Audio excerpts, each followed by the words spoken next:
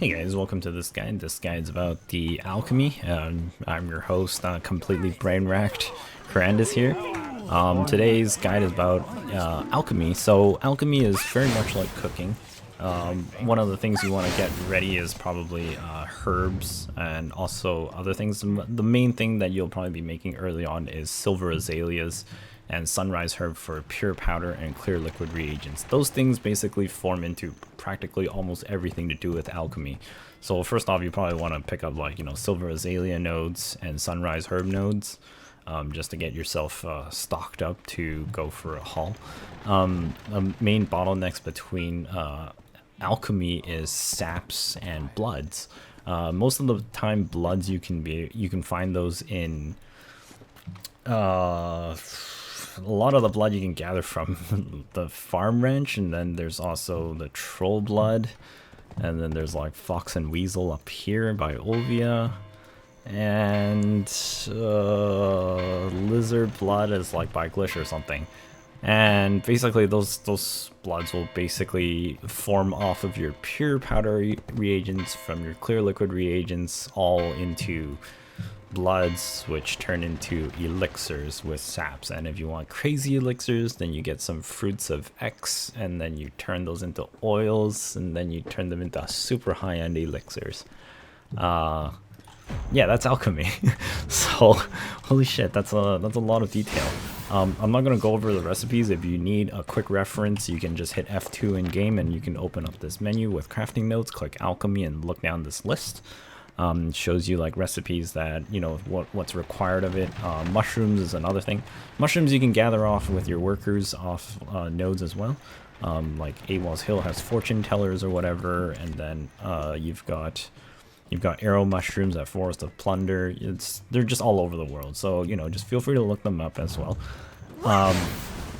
Half of those can be made from just workers gathering it for you, but the other thing is that if you need fruits of X, you're probably gonna need a garden or whatever, and when you're gardening you probably want to go after certain either mushrooms or other herbs like dry main grass for experience elixirs, for instance.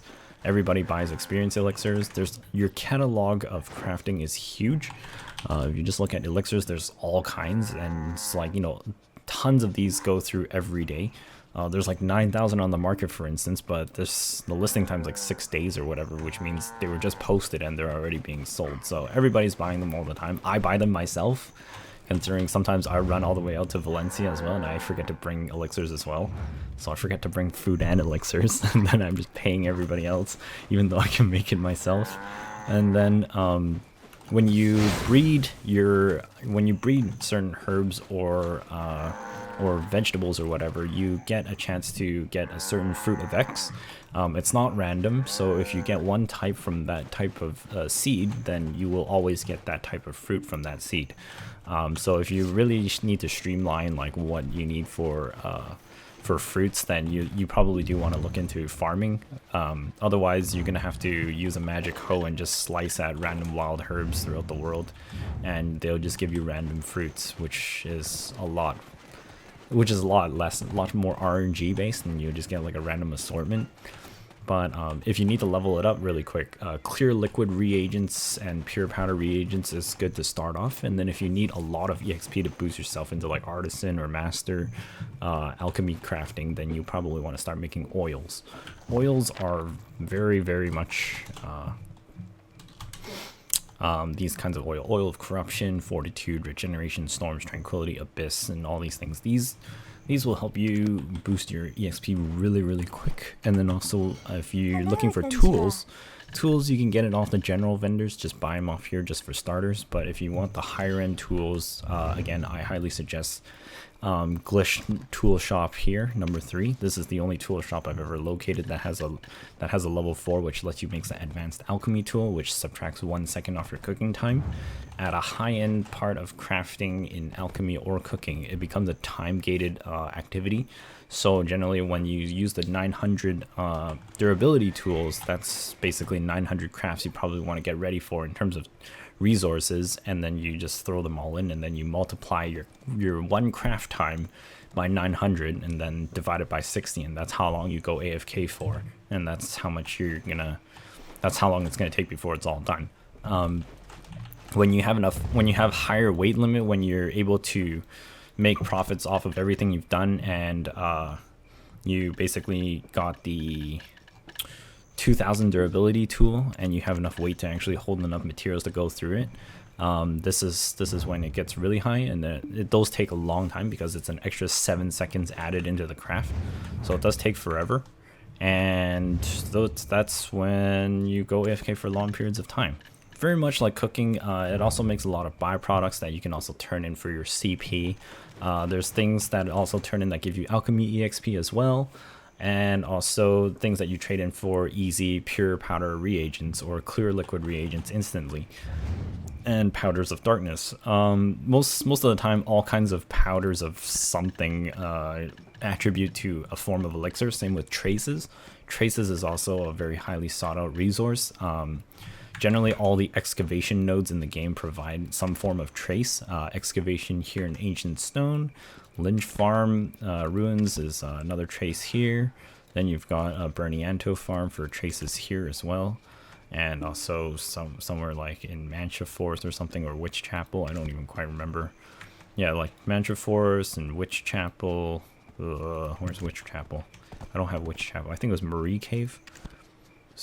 I don't think I even have it unlocked. And then there's another one like right here, Ancient Ruins Excavation Site for more traces of Earth. And then of course the bloods that you have to go gather. So if you have no interest in combat, when you go gather like a freak ton of bloods or whatever, you'll probably find a lot of sharps and hard shards that you can probably just sell off the market and just literally throw that money in towards alchemy or whatever. Or either that, you could keep it for yourself and then just use that to enhance your gear. But for the pure life skillers who have no interest in combat, it's generally what you would do anyways. That's what I would do. But other than that, though, that's alchemy in a nutshell. Make sure you also buy the Alchemist's embroidered life clothes. Try and +1 those at least just to start off with, just to reduce your crafting time and to boost your EXP gain. And I hope this helped you out, and I'll see you all later. Oh, also don't forget to make sure you also capitalize on Imperial crafting for alchemy, just like cooking as well. You probably want to start off with doing the easier stuff like apprentice boxes and skilled boxes before you start getting into the higher end stuff. There's a certain box you can't make anymore, and that's the Elixir of Thorn box, because they took Elixir of Thorns out of the game because it was too game breaking. It was basically a reflect damage elixir. But anyways, when you have all the elixirs or whatever, you can also use the elixirs to massively boost your power in terms of combat, or even just like shortening like time grinds or whatever. There's elixirs for everything, for life skilling, grinding, war, PvP, PvE. There's damage reduction elixirs. You probably want to run like a whole slew of them for like the high-end areas like Aukman and Histria. Ale tiers sold by the material vendor lets you turn these into party elixirs. Blue reagents, very expensive. It used to be free to turn 3 green elixirs into a blue elixirs, but now it's nerfed into you need this item as well, so it's 50k for each time you turn 3 green elixirs into a blue elixir, and then 21k on top of that to turn the blue elixir into a party elixir, which costs 2 elixirs to turn into a party elixir. Sometimes you might get 1 or 2, but still it's very expensive.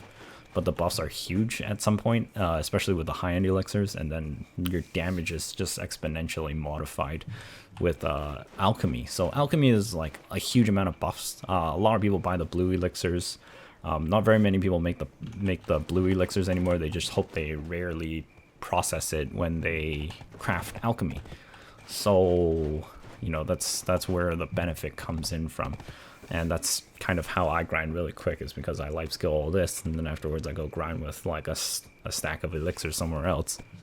Anyways, guys, I hope this helped you out. Thanks so much for watching, and I hope this kind of got you started for alchemy. If not, I'm sorry if it paralyzed you into starting for alchemy. I didn't really want to go over the recipes because that's just the complete mindfuck going over them. You can discover most of them in-game as well. If you don't want to discover them, obviously just look it up online. It's very easy to find. And otherwise, the quest line does start around Glish, and then they bring you around everywhere. Other than that, I'll see you all later. Bye-bye for now.